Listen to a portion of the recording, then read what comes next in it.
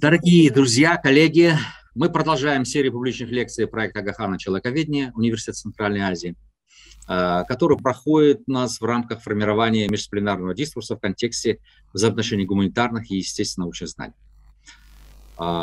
Мы живем во времена существующих культурных, исторических, социальных и религиозных практик.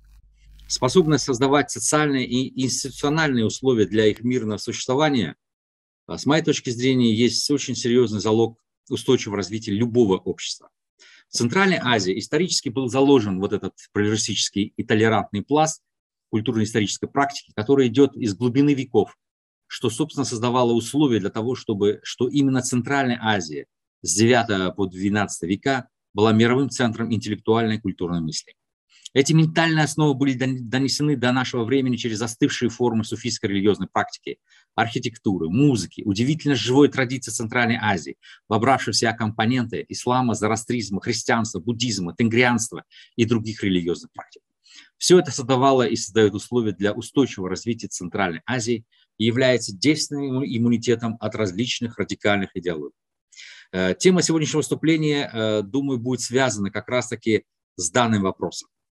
Если нет, то в любом случае мы можем, как бы сказать, выстроить свои вопросы по этому. У нас будет время для обсуждения где-то около, после выступления где-то был задан вопрос относительно, сколько времени понадобится для... У нас это 45 час выступления и далее время для вопросов и обсуждения. Сейчас я хочу представить нашего лектора. Это профессор, доктор исторических наук Назира Умарова. Она является деканом факультета истории и социального правового образования КГУ имени Арабаева. Тема ее выступления – миростроительство в религиозном многообразии Кыргызстана. Назира Умаровна является автором более 100 публикаций, из них 5 монографий, 7 учебно-методических пособий на русском и кыргызском языках. Отличник народного образования Кыргызской ССР 90-го года, лауреат Государственной премии Кыргызской Республики 2018 год. Модерировать вместе со мной будет Хадича Шамбеталиева. Она является кандидатом филологических наук, доцентом, региональным тренером и также в общем, активный участник многих наших активностей. Вам слово, Назира Умаровна. Хадича, если есть несколько слов сказать, дополнить, что было упущено, вы можете сказать. Если нет, то... Да, я тоже хочу поприветствовать всех участников. Да, я тоже хочу поприветствовать всех участников. Я вижу здесь, наверное, магистранты, преподаватели. У нас пока еще отсутствует Казахстан, но я думаю, что они подключатся, потому что в комитете, и я вчера тоже делала рассылку, я очень надеюсь, что сегодня эта тема очень актуальна не только для Кыргызстана, но тема актуальна для всей Центральной Азии, может быть, во всем мире. Сегодня мы будем говорить о том, чтобы как мирно сосуществовать разным религиям, да, и как мирно сосуществовать разным конфессиям, и что означает, наверное, я не знаю, Назир Умаровна, но мне кажется, вы затронете вопрос радикализма в обществе, наверное, да, и какие сегодня есть практики в Кыргызстане, какие есть сегодня законы, может быть, да, какие-то принимаются специальные указы президента, или что делается у нас в Кыргызстане для того, чтобы мы могли поделиться опытом где-то, а где-то, может быть, обсудить и перенять опыт других стран для того, чтобы действительно мир в этой жизни или в этом сегодня, он очень хрупкий. И хотелось бы сегодня поговорить и о языке вражды, который очень активно у нас на пространстве интернет, вот кыргызский сегмент интернета. И вы знаете наших религиозных оппонентов, которые сегодня философов, которые людей науки, которые сегодня выступают, и их ну, буквально не просто угрожают, там, оскорбляют, но угрожают физическим уничтожением, да, физическими какими-то. И вот я думаю, что обо всем этом мы сегодня поговорим. Назира Умаровна, я приветствую вас, и вижу, людей у нас прибывает, у нас идет запись лекции, и мы рады, что сегодня у нас один из лучших наших активных членов комитета ПАХЧ в Кыргызстане. Назира Умаровна, спасибо, что вы согласились, и ждем слушаем вашу лекцию. Угу. Спасибо большое, уважаемые друзья, за предоставленную возможность выступить. И я хотела бы попросить Хадичу, чтобы разрешила демонстрацию экрана. У меня есть слайды, вот, а пока я, наверное, буду говорить. Да. Уважаемые участники, да, сегодня у нас подключаются наши аспиранты, магистранты, студенты, вот, другие гости. И я хочу сказать о том, что почему эта тема, почему религия. Дело в том, что специфика религии как вообще культурно-исторического феномена заключается в том, что в зависимости от сложившихся каких-то конкретных исторических, политических, идеологических обстоятельств, она может играть двоякую роль. При, значит, хороших условиях, можно сказать, да, созданных, она может, религия может прогрессивно вести общество вперед, а в ином случае она может и тянуть общество назад. Вот. Особенно в последнее время в связи с событиями, которые произошли в Афганистане, этот вопрос изучается, обсуждается на многих конференциях, в соцсетях, в интернете и так далее, потому что сегодня мы видим о том, что мир, глобализирующийся мир, он противоречив. Сегодня мы видим ситуацию, что та попытка создать одну единую форму управления общества, демократию, цивилизацию не получается. Дело в том, что очень многие сегодня, вот даже если мы возьмем на примере Афганистана, мы видим, что все-таки мусульманская цивилизация, она хочет жить своей жизнью, она социализирует своих детей в своих, можно сказать, по своим законам, шариате и так далее. И я думаю, что имеют на это право. Вот. И поэтому мы сегодня будем говорить о миростроительстве в религиозном многообразии. У нас в Кыргызстане что происходит, как это сегодня происходит в мире и так далее. Да? То есть получается, что миростроительство, когда создается миростроительство? Миростроительство создается тогда, когда нужно решать вопросы, значит, существуют проблемы, и нужно строить мирные, гармоничные отношения между представителями различных конфессий, между представителями различных деноминаций, движений и так далее. Вот. И дело в том, что у нас все постсоветские государства, как известно, с 90-х годов начали строить иную модель государственно-религиозных отношений, чем было раньше. Раньше, как правило, это была тоталитарно-атеистическая модель, когда религии места в обществе не было. Хотя де-факто, де-юре, значит, закон о свободе вероисповедания, он гарантировал свободу, но тем не менее мы знаем о том, что де-факто этого не было. На самом деле, хотя и были и мечети, было право на свободу вероисповедания, но мы знаем о том, что было очень много в советское время судебных процессов, они были связаны с тем, что если человек держал у себя Библию, или они собирались коллективно, допустим, отправлять религиозные культы, то за это наказывали очень достаточно жестоко. Вот. И, конечно, та ситуация, которая сложилась сегодня у нас, она, можно сказать, отличается противополярно от того, что было раньше. С одной стороны, конечно, это замечательно, это очень хорошо, но с другой стороны мы видим ситуацию, что, к сожалению, иногда эта ситуация, она переходит всякие рамки, и уже есть такие явления, как политизация религии, есть радикализация на этой почве, раскол в обществе и так далее. Да? То есть это не есть хорошо. Я хотела бы сейчас просто рассказать о том, что у нас не получается подключить презентацию, да? Могут они сделать Можно попросить нас сделать организаторами для того, чтобы мы... Знаете, там сказали, тоже надо вот внизу посмотрите, у вас есть share screen. Зеленый цвет, такой, стрелочка. Да, есть демонстрация экрана. Нажмите ее, нажмите ее. Да, но здесь написано, организатор отключил демонстрацию экрана участников. Вон в чем дело. Сейчас я перепощу. Сейчас, все, извините. Да, ага. Вот. И поэтому я хочу сказать о том, что в 90-е годы 20 века, после того, как произошел распад Советского Союза, каждое из суверенных государств, они пошли своим путем. Они пошли своим путем в построении своей модели, формы управления, в создании государственно-религиозных отношений. И несмотря на то, что у нас очень много с постсоветскими центральноазиатскими государствами, но на сегодняшний день существуют достаточно разные модели государственно-религиозных отношений.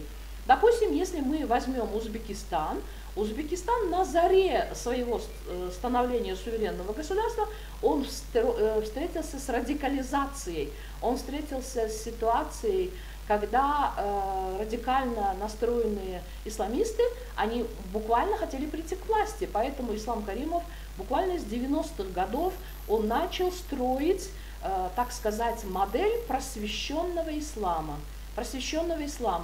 Что это означает? То есть ислам, он развивается, но в рамках очень строгого достаточного контроля государства. Поэтому, когда идет сравнительный анализ религиозной ситуации, когда идет сравнительный анализ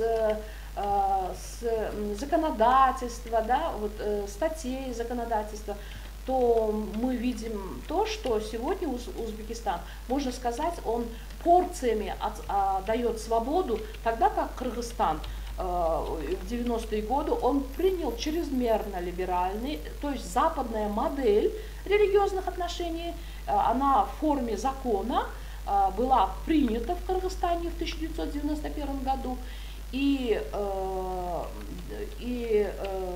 получается, что очень изменилась ситуация, религиозная ситуация в Кыргызстане. В том плане, что то, что кыргызы раньше никогда не видели, очень много религиозных движений, течений, они нахлынули, и среди них считалось, что все, что связано с коммунизмом, все есть плохо, а то, что есть с религией, все это хорошо. Вот. Но, к сожалению, получается, наверное, с 1991 по 2014 год в Кыргызстане религиозная сфера жила своей жизнью, независимой от государства, государство своей жизнью. Вот. И только после того, когда начали появляться проблемы, государство действительно оно не знало, как нужно решать. Тогда уже на государственном уровне было принято решение, что нужно вообще эту религиозную ситуацию координировать, ее нужно контролировать, вот, и создавать свою собственную модель государственных религиозных отношений. У нас не получается, да, подключить слайд? Вот наши участники, они были в начале, наши технари, они сейчас ушли, вот, все, сейчас Нигина уже Бахтабекова появилась, сейчас. Нигина, пожалуйста, сделайте организатором лектора. Алло. Что касается Таджикистана, Далер, вы? мы хорошо знаем о том, что Назира Умаровна, извините, вас плохо слышно, можете чуть громче говорить? Столкнулся с очень большой, можно сказать, проблемой, и началась гражданская война. И в результате гражданской войны партия Исламского возрождения Таджикистана, она пришла к власти. И был период, когда действительно Таджикистан являлся образцом существования в политическом пространстве, легальном ислама, исламской партии Исламского возрождения Таджикистана, но на сегодняшний день мы видим то, что она сегодня запрещена, и Таджикистан такое же светское государство, демократичное, такое же, как и все постсоветские государства. Что касается Казахстана, нужно сказать о том, что Казахстан с 90-х годов, благодаря, наверное, все-таки первому президенту Елбасы, они поставили задачу через религию укреплять межэтническое согласие, межрелигиозное согласие. Поэтому они имеют очень хороший бренд или опыт, то, что Назарбаев, он начал проводить съезды мировых лидеров. Вот. И, естественно, эти съезды, на которых поднимается вопрос миростроительства, гармонизации взаимоотношений между этносами, между религиями, можно сказать, что он тоже возымел хорошее влияние позитивное. Вот. И с самого начала вопросы, связанные с хиджабами, с многоженством, с посещением детей мечети и так далее, они с самого начала были поставлены, вот, в общем-то, в такое правильное русло, и немного, конечно, если сравнивать законодательство, намного строже, чем это было в Кыргызстане. Вот. Но, тем не менее, нужно сказать о том, что Кыргызстан тоже не сумел избежать радикализации, террористических актов. Вот. И почти что представители всех постсоветских центральноазиатских государств, получается, что во время, значит, войны в Сирии было достаточно много людей, которые поехали, в общем-то, в качестве боевиков сражаться за ислам, сражаться за свои права и так далее, да? Вот. Но хочу сказать о том, что единственное, кто сумел избежать, это, конечно, Туркменистан. Он себе мог позволить по той простой причине, что он с самого начала занял позицию нейтралитета, и на сегодняшний день эта сфера, религиозная сфера, во-первых, очень закрытая, а во-вторых, мы видим то, что особых изменений ни в количественном отношении мы не видим, да? Вот. И единственно существует один теологический факультет в университете, вот, который готовит теологов, и то получается, что эти теологи, они светские.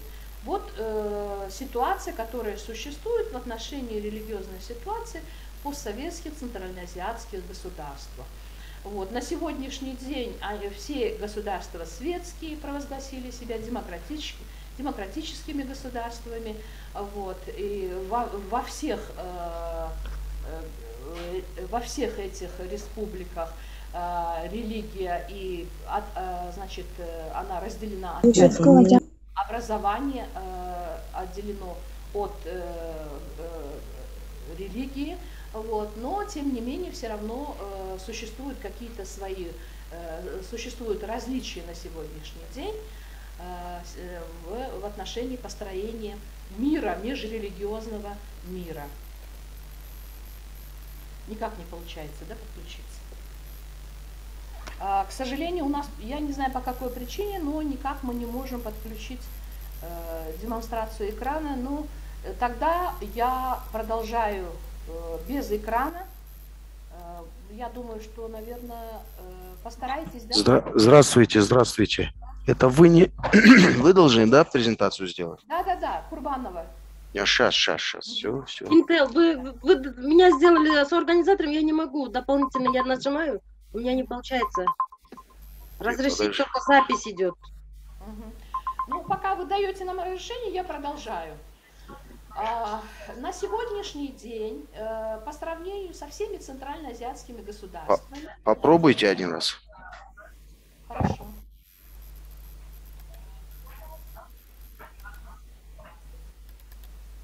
Извините, вот вы зашли с аккаунта Нигины. Вас как зовут? Далер. Далер, я прошу вас, у нас потом еще будет, да, мероприятие, чтобы таких не было. Да, вот получилось. Да. Спасибо. Спасибо. Вот. Но я думаю, кому это интересно, мне хотелось бы привести цифровые данные, но я подробно все читать, конечно, не буду. Но хочу сказать о том, что сегодня Кыргызстан лидирует в количественном отношении наличием религиозных организаций. Сегодня количество религиозных организаций в Кыргызстане почти что 3500, больше, чем школ. и более 300 объектов это исламского направления. Вот. Есть 428 религиозных объектов христианского направления, вот. Есть протестантского направления. Вот. Кроме этого есть община бахаи, буддистов, иудаистов и так далее. Я просто могу поделиться своими презентацией, поэтому я подробно говорить о том, что количественном отношении я не буду. Если посмотреть этот слайд, который вы видите о том, что самые, как бы сказать, религиозными, да, можно сказать, да, является это юг. Но исторически тоже всегда юг Кыргызстана, он был более исламизированный, нежели север. Поэтому это еще раз доказательство, вы видите из этой карты, что большое количество сегодня религиозных организаций, мечетей, центров, институтов находится на юге Кыргызстана. Если посмотреть размещение мечети в разрезе областей, то же самое. Количество религиозных исламского направления, их тоже много. По количеству высших учебных заведений, конечно, кто-то говорит, что это ни в какие рамки не входит, потому что на сегодняшний день у нас в Кыргызстане насчитывалось вот год тому назад 147 религиозных учебных заведений. Вот, сегодня я попросила буквально на днях статистику 119, но это тоже для маленького Кыргызстана, конечно, очень много. Вот, по моему мнению, лучше сделать несколько качественных вузов и медресе, нежели более 100 выпускники которых не могут интегрироваться в гражданское общество. То есть тоже существует большая проблема, потому что вроде бы учатся, заканчивают граждане, но потом не могут поступить, не могут трудоустроиться на работу, потому что у нас нужно обязательно, чтобы религиозные учебные заведения тоже были обязательно лицензированы государством. Вот, то есть вот такая статистика, опять-таки я не останавливаюсь, вот, я просто хочу вам опять-таки сделать сравнительный анализ и показать, вот, какова динамика исламизации центральноазиатских государств. Опять-таки, если вы посмотрите на эту таблицу, здесь приведены примеры по Казахстану, Узбекистану, Таджикистану, Кыргызстану и Туркменистан. Получается, что опять-таки, если считать, сколько приходится религиозных организаций на количество населения, то меньше всех, конечно, в Туркменистане. В Туркменистане одна организация приходится на 42 тысячи человек, в Казахстане на 5500, вот, в Узбекистане на 15 тысяч одна организация, тогда как, оказывается, Таджикистан и Кыргызстан близко 1700 человек, а в Таджикистане то есть 1900 человек приходится организация на одна организация на это количество людей. Вот количество учебных заведений то же самое, вы видите, да, но если я в прошлом году говорила 147 учебных заведений, то идет процесс лицензирования, какие-то закрываются, открываются, и вот это цифровые данные, они очень сильно меняются. И на фоне того, что сейчас закон о свободе вероисповедания и религиозных организаций в Кыргызстане, он сейчас обновлен, он сейчас находится в Жогорку Кенеш, он скоро будет подписан президентом, вот, и будут пересматриваться количество и религиозных учебных заведений, мечетей и организаций, потому что существуют нестыковки, мечети, допустим, тоже считаются как организация, тогда как он является объектом. Вот, и там есть очень много изменений в соответствии с новым законом. Вот, и вот если посмотреть на количество исламских учебных заведений, мы видим, что в Казахстане 13, в Узбекистане 10, в Таджикистане было 19, вот, это за 2020 год данные, в Кыргызстане 143, вот, но в Туркменистане только один факультет, чисто религиозного нету.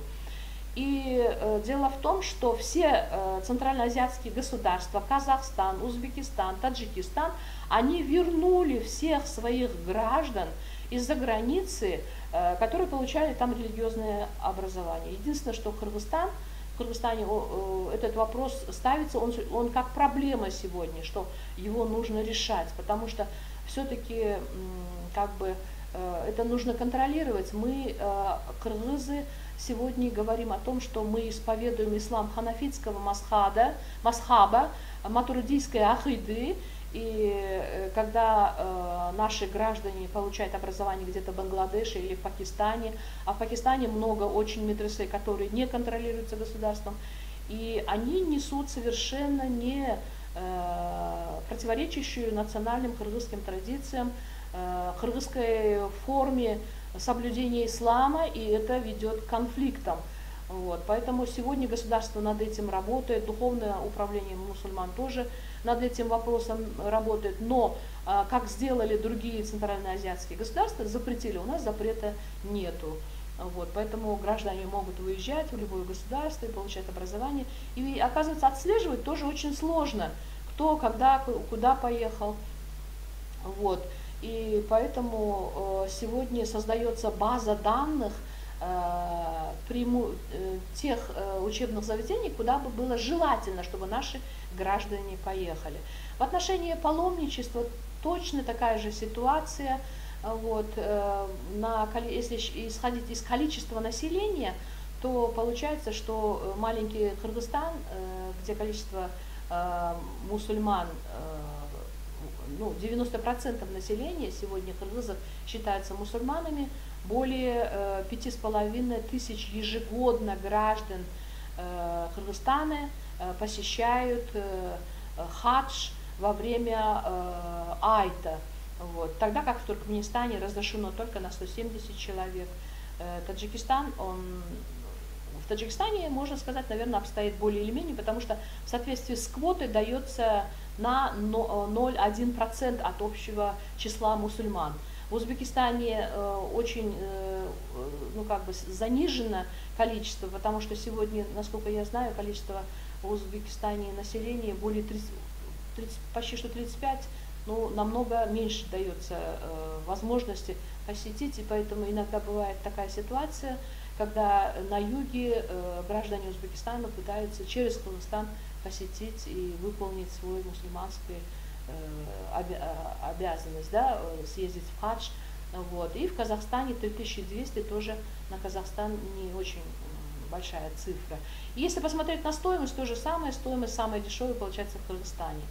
Вот. То есть вот если проводить сравнительный анализ в контексте исторических конфессий, то получается то, что 70% верующих в Казахстане это мусульмане, 26% это православные. В Узбекистане 93% мусульмане, вот, из них 1% шиитов и 3,5% православные. В Таджикистане 94% считаются мусульманами, 4% шиитов, вот, а количество православных 3%. А в Кыргызстане в связи с тем, что последние годы очень много русскоязычных славян выехали, вот, поэтому сегодня православные здесь тоже составляют 3%, а где-то в начале 90-х годов это было почти что 17-18%. Вот. И в Кыргызстане проживает более 100 этносов, и 90% это мусульмане. У нас тоже в Кыргызстане есть шииты, они составляют у нас порядка только 1000 человек.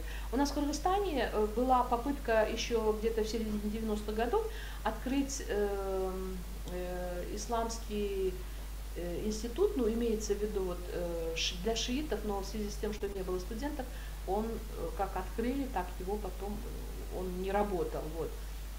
А в Туркменистане 89% мусульмане, из них 9% православные верующие. Да? Вот. То есть, другими словами, мы можем сказать о том, что сегодня тенденция взаимоотношений между государством и исламом, она в советское время была одинаковой, потому что она всегда варьировалась от политики воинствующего атеизма до относительно религиозной терпимости, в зависимости от сложившейся в стране ситуации. Вот. Интересно то, что когда мы анализировали ситуацию, да, в свободу вероисповедания, была ситуация такая, когда государству, допустим, большевикам в 1917 году было очень тяжело, очень трудно, и для того, чтобы перетянуть мусульман на свою сторону, тогда были даны послабления. То есть вот после, если обратиться, вот, дать исторические факты, мы все знаем о том, что в 1917 году, когда победила Октябрьская революция, ведь центральноазиатские государства, они хотели построить исламские государства, и была создана Коканская автономия, которая просуществовала всего лишь несколько месяцев. Хотя на самом деле большевики говорили о том, что все народы имеют право на свободу вероисповедания, на свободу совести, на создание своего собственного республики и так далее, но мы знаем о том, что в конце концов государство, большевики, после того, как закончилась гражданская война, опять они начали закреплять гайки и сносить мечети, церкви, вот, и было создано общество безбожников, которое достаточно жестко боролось, вот, и шел процесс снимания, борьба с паранджой, вот, и как бы освобождение женщины Востока. Вот. Но когда пришла война, и государству было очень тяжело, вот, во время войны опять-таки государство идет на послабление и так далее. Да, то есть идет такое варьирование государства, когда ему сложно, он дает послабление, пользуется, значит, помощью мусульман, и мы знаем о том, что в 1943 году было создано Центральноазиатское духовное управление мусульман, и мы знаем очень много фактов, когда мусульмане собирали деньги для того, чтобы купить танки, для того, чтобы собрать одежду, еду, отправить и так далее. Да? Вот. И когда оно сильнее, он оказывает прессинг. То есть мы отсюда должны сделать вывод, что мы от процесса исламизации никуда не денемся. Это естественный процесс, и поэтому государства, они должны строить отношения, светское государство, но при этом создавая отношения очень гармоничные, и нужно в отношении сфер деятельности, кроме как политики, допустим, скажем, в системе социальной помощи, в культуре, в других сферах, да, нужно, конечно, вместе работать, потому что предназначение религии как раз-таки духовно-нравственное в воспитании граждан, вот, и она должна оказывать помощь. И государство, чем дальше, тем оно должно в законодательном плане не бояться и выражать интересы, защищать интересы мусульман. Если государство не будет защищать интересы мусульман, то мусульмане, они, естественно, сами будут защищаться. Сегодня, допустим, мы видим, сейчас идут выборы в Кыргызстане, мы видим ситуацию о том, что очень и очень много используется в предвыборной кампании религиозная символика, религиозная, как бы, ну, для того, чтобы побольше набрать электората себе, потому что 90% населения мусульмане, это очень даже мощная, большая сила и так далее. Вот. И сегодня мы можем сказать о том, что если в советское время государство могло полностью подчинить религию своим идеологическим интересам, вот, сегодня этого сделать невозможно. Поэтому сегодня есть единственный выход о том, что несмотря на то, что постсоветские центральноазиатские государства имеют как положительные, так и негативные процессы, протекающие в постсекулярных условиях, ислам играет очень существенную роль. Он влияет на образ жизни большого числа граждан, соответственно, на развитие общества. Сегодня мы можем сказать о том, что ислам, он поменял ценностный контекст жизнедеятельности человека. Он, к тому же, еще форматирует идентичность. Вот. Поэтому этот вопрос очень и очень важный, и государству, конечно, нужно строить очень добрые доверительные отношения, вот, потому что из-за того, что идет процесс исламизации, сегодня мы видим, что идет процесс разрыва с традиционными институтами социализации, приобретаются новые религиозные идентификации. Вот. И, конечно, их деятельность требует всестороннего исследования с позиции измерения ее эффективности. Поэтому вопрос очень и очень актуальный, очень сложный. Вот. То, что касается миростроительства между религиями, в Кыргызстане, конечно, делается очень много. Вот. Но прежде чем говорить о миростроительстве, мне хотелось бы рассказать о том, что какие существуют проблемы и как они сегодня решаются. Дело в том, что уже на протяжении 30 лет уже трижды менялся закон о свободе вероисповедания и религиозных организаций. Кыргызстан, как суверенное государство, он присоединился к международным существующим договорам в области свободы вероисповедания. Но, тем не менее, проблемы существуют, но сегодня их пытаются решать, и это делается у нас очень активно, начиная с 2014 года, когда вопрос уже, существующие проблемы, они уже начали выплескиваться уже в политическую плоскость, даже элементарные вопросы, связанные с хиджабами, вопросы, связанные с многоженством, брошенные дети в результате того, что у них нет гарантий получения каких-то пособий и так далее, да? Вот. Потом, значит, связано с политизацией религии и так далее. Поэтому сегодня вопрос решается, он находится на стадии решения. Принято очень много законодательных актов, в том числе уже 3-я концепция государственной политики в религиозной сфере принята. Она буквально была подписана в сентябре, вот мы в октябре ездили по регионам и презентовали новую концепцию. Вот. И те вопросы, болевые точки, которые сегодня есть, они разъясняются и ведется по ним работа. Но какие существуют основные проблемы? Основные проблемы, к сожалению, я почему говорю об исламе, потому что все-таки основную роль ислам играет, большую роль играет ислам, потому что 90% населения Кыргызстана составляет верующих, это мусульмане, да? Самая большая проблема в Кыргызстане – это возрождение ислама в архаичном виде.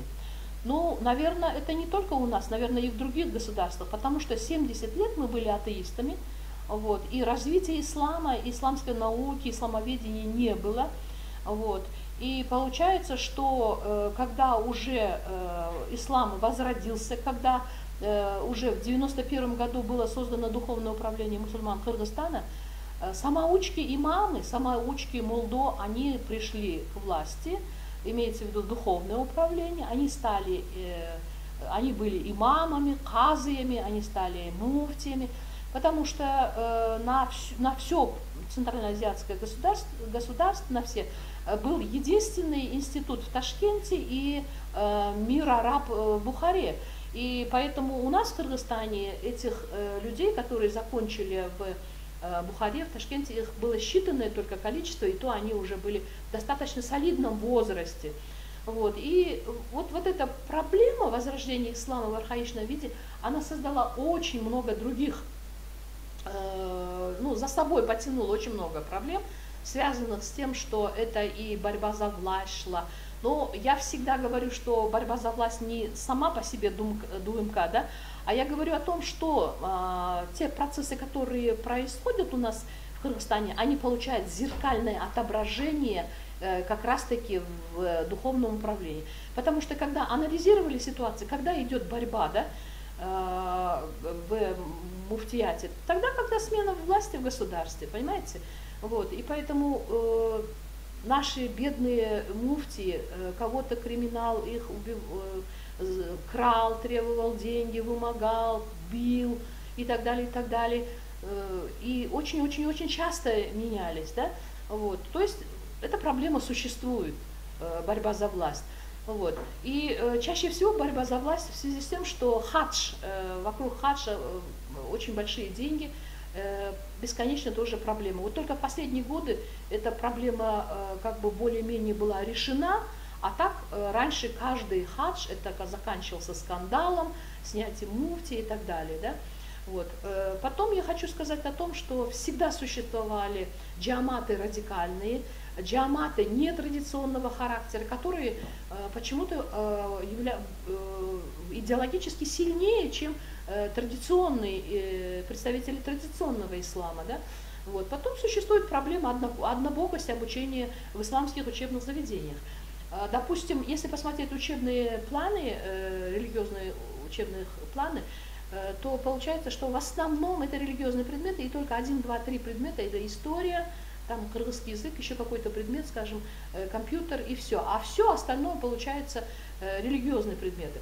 Дело в том, что мы об этом в средствах массовой информации очень много пишем, на круглых столах, когда встречаемся с ними. Мы приводим пример джадидского медресе в Уфе. Вы знаете, если посмотреть на учебный план, это просто прекрасно. Вы знаете, наши все государственные деятели, которые создавали кыргызское государство в 20-е годы, многие из них закончили в Галие, там обучали, кроме религиозных дисциплин, я просто посчитала, вы знаете, 30-40% это религиозные предметы, а все остальные это были светские дисциплины, начиная с философии. Там философия, языки, вы знаете, даже растениеводство, огородничество, садовничество, там просто замечательно. Поэтому я думаю, что мы об этом говорим, что религиозные учебные заведения, они обязательно должны внедрять светские предметы, чтобы в обществе не было раскола. К сожалению, сегодня есть общество, иногда мы замечаем на конференциях, когда светские люди, в основном это профессора, академики, они начинают говорить, вот зачем эта исламизация, вот эти все дават и так далее, и так далее. А та часть, наоборот, она начинает говорить, что мы мусульмане, зачем в религиоведении изучать другие религии, когда нужно только один ислам изучать и так далее. То есть это для государства очень большая проблема. Да? Вот, то есть вот эти проблемы, они исходят из того, что ислам в 90-е годы он разродился в архаичном виде. Да? Вот. Теперь, вы знаете, очень-очень часто в Кыргызстане идет грань, переходят грани, когда политизируется религия. Но опять-таки анализ вот этих всех конфликтов, которые происходили, они показывают, что не сам ислам, не сами духовные лидеры вмешиваются, а те политические деятели, которые заинтересованы в электорате мусульманском, они как раз-таки начинают вести пропагандистскую деятельность и так далее. Вы знаете о том, что, к сожалению, были трагические события в Аше в 2010 году, и все об этом знают, о том, что ночью, когда все спят, когда еще нету намаза, когда нету еще... Мечеть, она была использована, потому что в мечетях начали вести, призывать людей для того, чтобы они вооружались и начинали как бы отстаивать свои права и так далее. Да? И те люди, конечно, они сегодня наказаны, вот. Но тем не менее этот факт существует. И тут же я хочу сказать о том, что во время вот этого конфликта кыргыз-узбекского было очень много религиозных организаций, которые помогали. Несмотря на то, что стреляли, не то, что взрывали, тем не менее и Русская Православная Церковь, и протестантские среди них, очень много религиозных организаций и помощь оказывали, и роль медиаторов играли. Вот. То есть вот вам как раз-таки доказательство того, что религия в различных ситуациях, и в зависимости, в чьих руках она оказалась, и она может играть как положительную, так и отрицательную роль. Да? Вот. И очень больным вопросом в Кыргызстане является вопрос прозелитизма. Он, значит, сложен тем, что с одной стороны Кыргызстан, Конституция Кыргызской Республики, закон о свободе вероисповедания в религиозных организациях, концепции существующих, а также международные договора, которым ратифицированы Кыргызстаном, везде говорится о том, что каждый гражданин может сам себе выбрать религию, исповедовать совместно, отдельно и так далее. Да, но получается сегодня, приблизительно по данным Госкомиссии по делам религии, пока порядка 30 тысяч не только кыргызов, но среди них и уйгуры, и узбеки есть. Это наши граждане, конечно, с постатеистическим сознанием, которые перешли в различные другие конфессии. Чаще всего это протестантского направления. Вот, у нас ислам и Русская Православная Церковь не занимается прозелитизмом, потому что их приход, их количество, их достаточно общины, да, а вот новые протестантские общины, которые появились, естественно, они были заинтересованы, вот, и поэтому очень активная работа велась. Вы знаете, я хочу сказать о том, что благодаря вот как раз-таки вот этому навязчивому прозелитизму я побывала почти что абсолютно во всех религиозных организациях, общинах, потому что невозможно было по улице ходить. Просто к тебе подходят и говорят, а вы не хотели бы познакомиться с такой религией, Бог един и так далее, да? И вот так и так далее. Но на сегодняшний день этого нету. Сегодня, в соответствии с законом о свободе вероисповедания в религиозных организациях, религиозные организации должны вести свою проповедническую деятельность только в специально отведенных местах. То есть во всех своих храмах, своих домах молитвы и так далее. Но здесь опять-таки существует другая проблема, когда другие конфессии говорят, а почему же тогда вы разрешаете таблигу джамату работать? В отношении таблиги джамат я хочу сказать о том, что во всех постсоветских государствах таблиги джамат, в том числе и в России, и во всех государствах он запрещен. Но в Кыргызстане он не был запрещен. А в 2014 году, когда шли выборы муфтия, который был амиром таблиги джамат, это Махсат Аджи Тохтамушев, таблиги джамат наоборот пришел к власти в муфтияте, и хотя вот на Совете обороны при участии всех депутатов, президента было сказано, все, вы должны забыть о таблиге джамат, вы дават кыргызский. Но, тем не менее, очень много нареканий было, потому что дават, он как раз-таки называется от двери к двери. То есть таблиговцы, они идут буквально по домам, по улицам, стучатся и говорят, есть мужчины, зовите их на дават и так далее. То есть получается, что закон как бы работает на другие, а на таблиги не работает. Да? То есть вот этот вопрос тоже сегодня государство решает, чтобы на этой почве тоже конфликты не возникали. Вот. И сегодня хочу сказать о том, что очень многие религиозные организации, которые были запрещены, они сегодня работают под видом благотворительности, под прикрытием различных курсов иностранного языка, под йога и так далее. Да? Вот. Ну, проблемы тоже были точно так же, как и везде, связанные с ношением хиджаба, с вопросами многоженства и так далее. Вот, то есть вот эти проблемы были, но сейчас они решаются. Вот я хочу сказать о том, что делается в этом отношении, в миростроительстве. Да? Вот. Во-первых, государство начало координировать всю религиозную ситуацию для того, чтобы не допускать конфликтов на религиозной почве. Вот.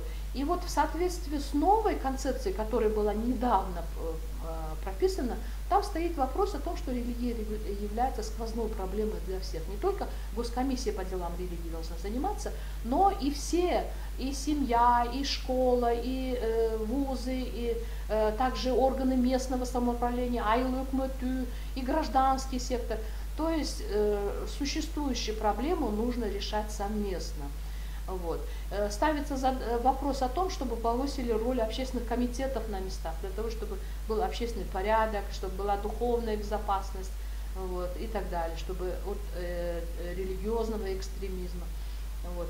Сейчас богословы призываются, что нужно идеологически противостоять тем радикальным нарративам, которых очень много в интернете, которых много в соцсетях и так далее. Да? Но в связи с тем, что с низким уровнем, это не я их обвиняю, это общеизвестная, в общем-то, точка зрения, потому что ежегодно проводятся аттестации, и получается, что очень многих нету либо религиозного образования, либо низкий уровень. Эта проблема еще стоит у нас, да. И сегодня же происходящие проблемы с межконфессиональные, они связаны с захоронениями. Тогда как мусульманской общины люди не понимают и начинают протестовать, запрещать прозелита хоронить. Вот, допустим, последний случай, это было 2 года тому назад в Алабукинском районе на юге, когда бедная женщина, баптист, ее хотели, она умерла, ее хотели похоронить на мусульманском кладбище, ее не разрешили, потом пошли на православное, потом оттуда не разрешили. То есть ее дважды закапывали и выкапывали, и в конце концов уже были вынуждены подключиться отсюда люди, и они захоронили, и даже неизвестно, куда захоронили, для того, чтобы вот этот конфликт, чтобы он закончился. И поэтому сегодня под кладбище сегодня разработана специальная инструкция для того, чтобы не возникали эти проблемы, специально выделяются земельные участки под кладбище, и большая работа проводится разъяснительная. Особенно Кадыр Маликов, известный богослов у нас, он заммуфтием работал у нас, о том, что в Коране говорится, что мы, представители авраамической религии, христиане, иудеи, мусульмане, имеют право ставить своих умерших людей на одном кладбище. Единственное, что нужно либо тропинку пустить, или же арык, чтобы вода там протекала, и все, никаких проблем нету. Вот, поэтому в последнее время, ну, во всяком случае, таких громких конфликтов не было. Вот. Теперь вопрос лицензирования тоже решается. Дело в том, что когда предлагается вопрос, чтобы сделать как в Таджикистане, как в Узбекистане, в Казахстане, давайте сделаем 10 хороших, добротных религиозных учебных заведений,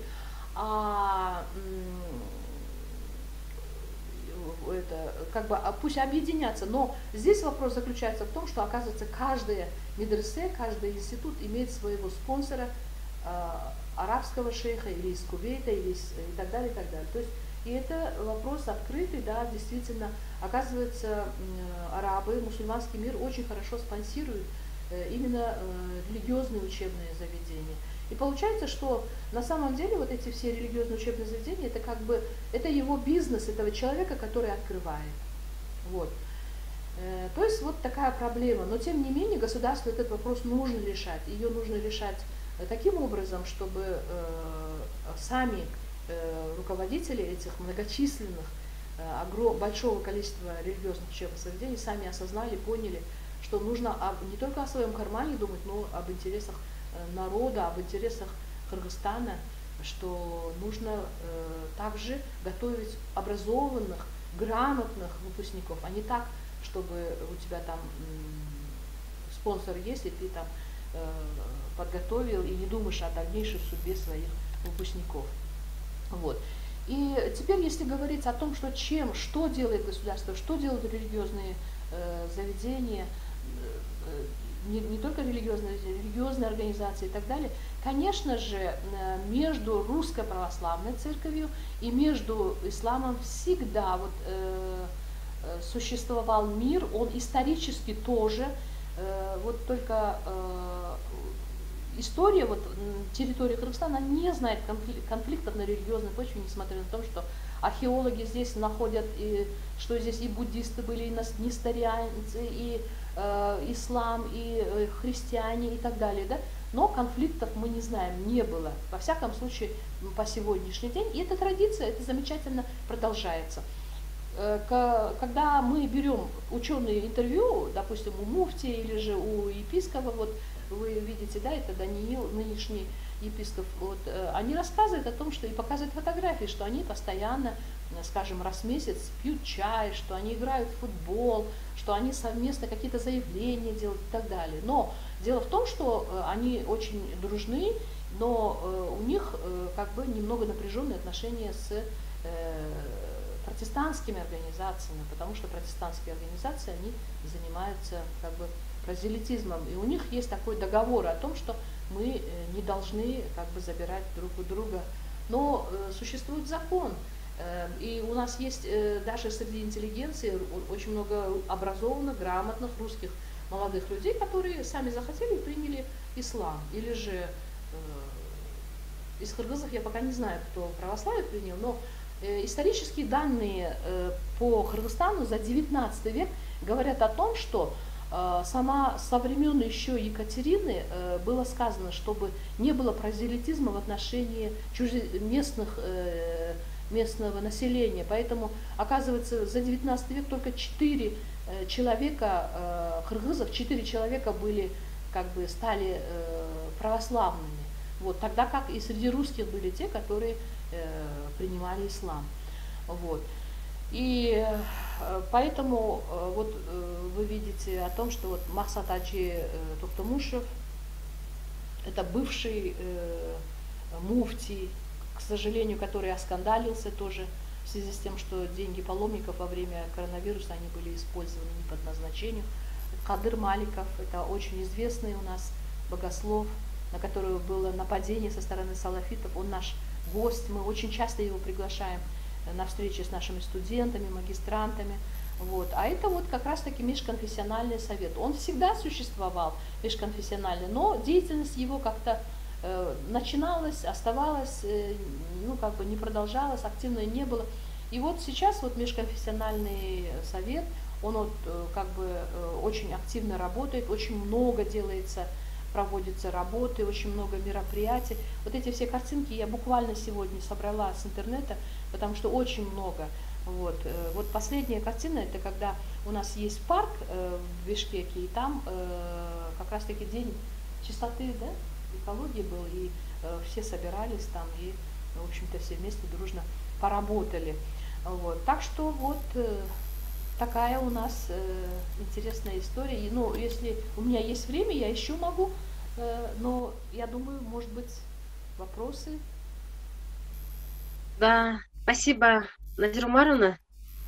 У нас Влад Давронович ушел на следующее мероприятие, поэтому я сейчас пока буду модератором. Спасибо огромное за очень интересную лекцию. Я от начала до конца прослушала. Сейчас у нас есть время задавать вопросы, если... Да, демонстрацию можете выбрать. Пожалуйста, есть вопросы? Может быть, комментарии? Назира Умаровна, вот пока народ сейчас еще будет подключаться, я хотела у вас спросить. Там у вас был количественный анализ, да, конфессий, и я вот посмотрела, это ислам и христианство. В Республике Казахстан остается 4%, в Узбекистане остается 3,5%, в Таджикистане 3%, и у нас самый большой процент, это 7%, в Туркмении 2%, тех, которые не относятся ни к исламу, ни к христианству. Кто это обычно? Это атеисты или это люди других конфессий? Атеистов очень мало. Атеистов это получается где-то 0,3%. Потому что сегодня у нас уже сложилась такая традиция, когда говорят: я кыргыз, я мусульманин. То есть получается, независимо от того, что ты соблюдаешь все обязанности, ты исполняешь все обязанности, но ты кыргыз, уже ты автоматически, получается, мусульманин, да? Вот. А атеистов очень мало, даже среди интеллигенции. Это редко, когда может сказать, что я атеист. Ну, есть, конечно.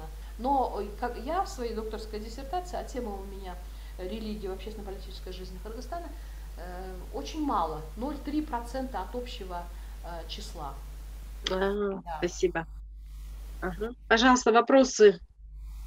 Может быть, студенты. Нурлан Анкуловна, здравствуйте, я вижу, вы здесь.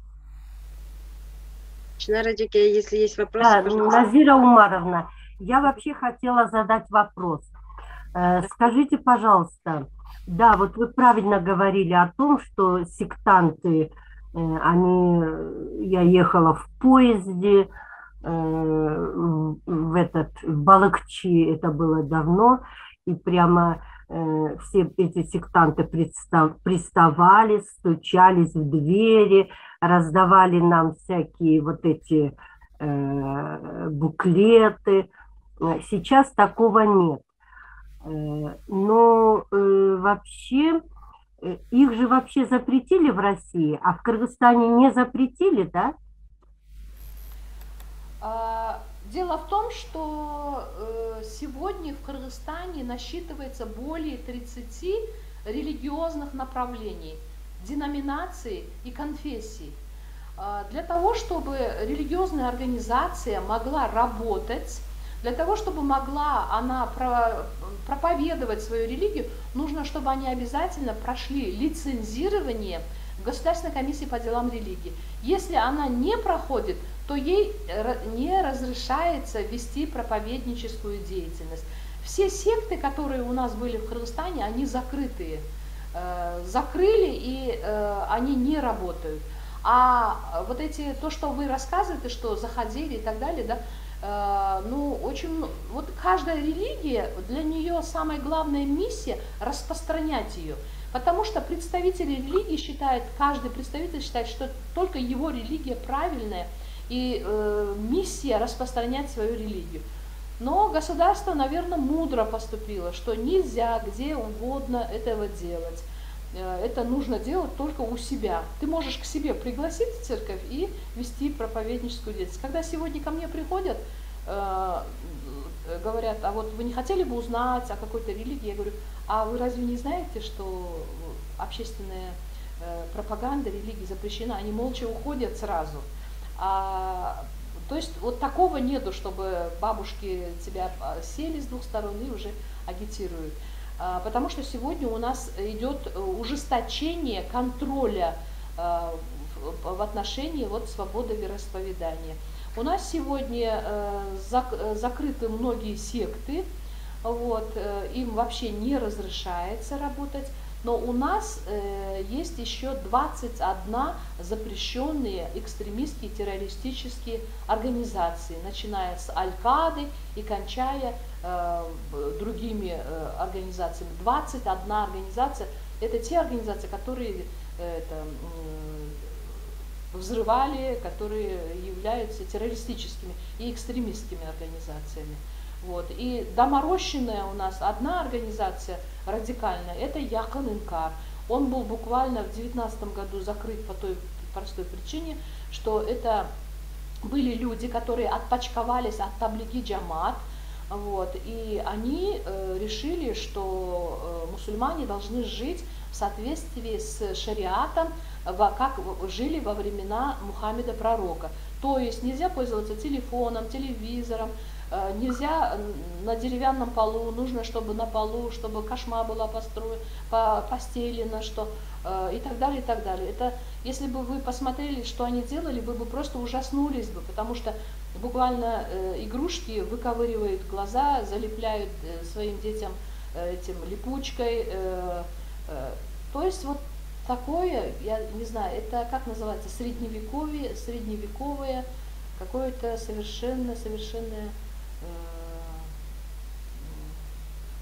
средневековье какое-то, вы знаете, вот. И, естественно, они были закрыты, они не радикальные, они не террористическая, не экстремистская, но они не дают вакцинировать своих детей, они не пускают своих детей в школу без платков, маленькие совершенно девочки, они уже закрытые, перемотанные.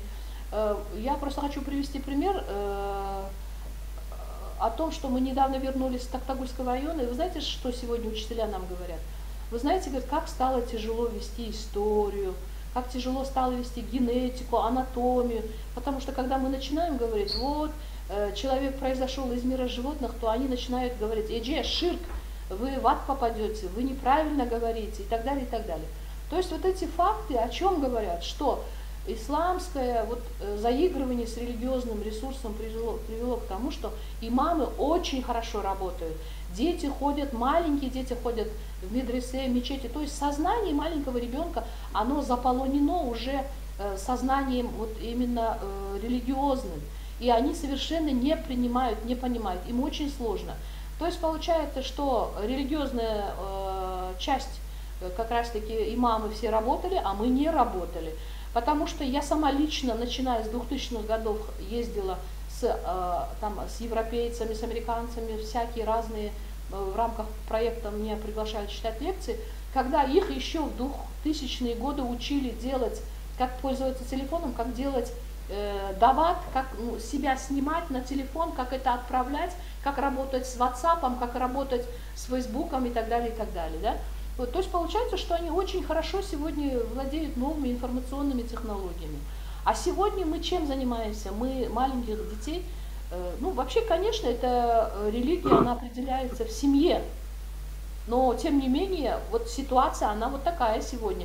И они говорят, не разрешают девочкам танцевать, джок колум кармавай, нельзя, чтобы она танцевала, нет, она не будет вместе с мальчиком сидеть и так далее. То есть у нас сегодня вот такая ситуация есть, и кто с этим должен работать? Да, Назира Умаровна, я как-то была на халал-конференции в Турции, и они поселили нас в гостинице, и там был бассейн. Причем мужчины отдельно, а женщины отдельно. И нельзя было брать с собой ни телефоны, ничего, чтобы, не дай бог, их не сфотографировали и куда-нибудь не выложили в Facebook и так далее. Потому что в этом отеле жили вот этих эмиров, они приезжали с семьями, потом различных этих имамов, они тоже приезжали с женами, и они, конечно, все были закрытые. Ну вот я еще хотела вам задать вопрос. Скажите, пожалуйста, вот дават, это же вообще, они вот 40 дней или там сколько-то дней не моются, не переодеваются, это же не гигиенично, и вообще такого не должно быть. А оказывается, в Кыргызстане есть такое. Это сейчас запрещается или нет? Дават, вот дават, да, дават это проповедование ислама. Проповедование ислама дават, да. Но дело в том, что у нас в Кыргызстане из-за того, что своего давата не было, они взяли пакистанскую модель. Таблиги Джамат это пакистанская организация, которая была создана в 1929 году. И вы знаете, вот эта Таблиги Джамат, она была, вот приезжал из Пакистана муфтий к нам на большую конференцию «Ислам в светском государстве», приезжал исследователь, который в Америке живет, и он говорил о том, что Таблиги Джамат это специально созданная организация для того, чтобы народ отвлекать от социальных проблем, чтобы вот в давате, да, вот именно через религию, чтобы обсуждали, чтобы вот этот выхлоп, да, недовольство социального, нищеты, бедности и так далее, это специально сделано. Но мы переняли, получается, что этот Таблиги Джамат, но он, понимаете, почему вот он прижился у нас? Вот скажите, пожалуйста, кто у нас очень сильно как бы религиозен человек? В основном это те люди, которые, как бы уязвимых слоев населения. И дети тоже, которые не могут поступить в светское учебное заведение, у них нет возможности. Ведь это иногда маргинальные слои, да, наверное? И получается, что вот этот Таблиги Джамат является социальным лифтом для наших граждан именно из социально уязвимых слоев населения. Понимаете? И поэтому, получается, он такой масштаб получил. Получается, человек сидит, он без работы, что ему делать, да? А вот вместе с даватом он сидит в Аше, и Нарын увидел, и Талас увидел, и в Пакистан съездил, и так далее. Но сейчас, из-за того, что очень много было критики в адрес даватистов, вот, принят закон, в соответствии с которым нужно одеть кыргызскую национальную одежду, колпак, не ходить в вот этих дамбалах белых, в резиновых шлепанцах, чтобы они прилично выглядели и так далее. Но в отношении того, что они не моются, мы не можем сказать, потому что то, что мусульманин, это 5 раз он должен купаться, 5 раз Человек должен искупаться, прежде чем дарат сделать, дать, прежде чем молиться. Но понимаете, дело в том, что говорится одно, а мы же люди, и когда переходится на человеческое, да, пендечилик получается, такие неопрятные и так далее. Вот эти все бороды и так далее, это из Пакистана. Посмотрите на арабов. Мы же их видим, они гладко выбритые, они очень аккуратные. Это получается, что больше вот пакистанского. А я вам говорю, почему он нужен был? Потому что Пакистан огромная, бедная страна, где очень много нищих, бедных. И для того, чтобы вот этот социальный всплеск недовольства, выхлоп шел, они его создали, они его поддерживают. Есть специальные средства, которым они поддерживают. Это им нужно для пакистанцев. И еще скажите, пожалуйста, у вас очень интересная лекция была, а у вас есть какие-то монографии, где их можно взять? А я вам могу подарить. Ой, хорошо. За последнюю монографию Нурлан Анкуловна мы получили государственную премию. Да, вот я смотрю, там написано, вы лауреат государственной премии. Поздравляю. Спасибо большое. Я думаю, есть повод встретиться комитету ПАХЧ, чтобы обменяться уже достижениями. Спасибо. Есть еще вопросы? Мы обязательно лекцию разместим на YouTube. Будет у нас текст, мы обязательно поместим еще на сайте университета УЦА. Презентацию можно прислать? Можно. Интересно. Да? Можно, да. Хорошо, спасибо, Нурлан Аламкуловна. У нас многие люди не смогли подключиться по разным причинам, там вот уже говорят, кто-то не смог, у них получается, еще что-то, но в любом случае, Назир Умаровна, спасибо огромное за очень интересную лекцию. Я вижу, народ вот не ушел, все сидят и слушают, я думаю, что будут еще, наверное, комментарии, когда мы разместим на сайте университета. Всем огромное спасибо. Спасибо, что послушали. Да, у нас еще будет следующая интересная лекция. Это будет в начале декабря. Следите за нашими анонсами. До связи. До свидания. Спасибо. Спасибо, Назир Умаровна.